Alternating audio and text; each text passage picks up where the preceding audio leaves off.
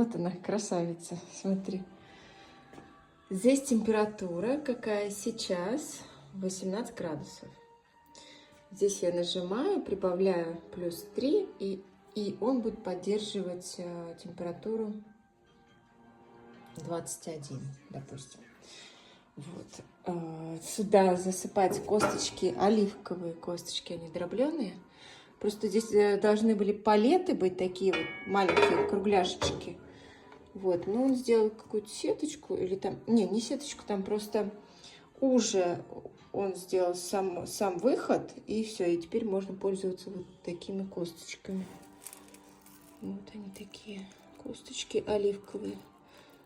Деревьев здесь оливковых на каждом шагу полно. Вот такой небольшой мешочек.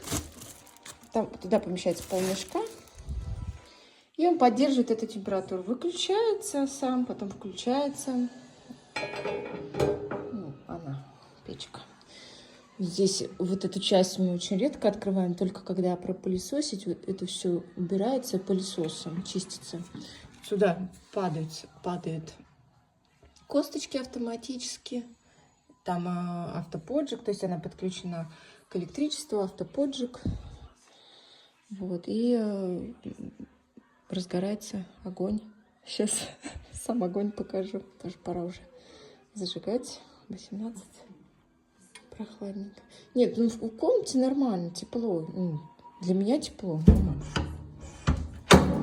Ой, так что, пора зажигать. Сейчас включим.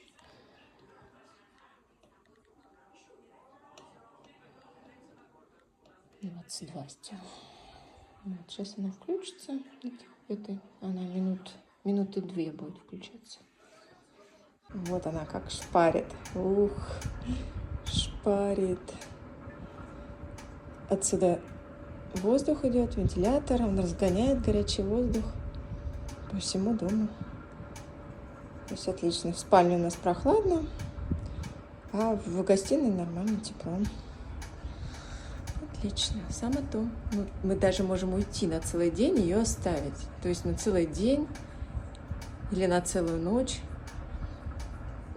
Ей не нужен контроль. Единственное, вот подсыпать только. Подсыпать косточки и все. Ну, пол мешка туда хватает. То есть это примерно на целый день.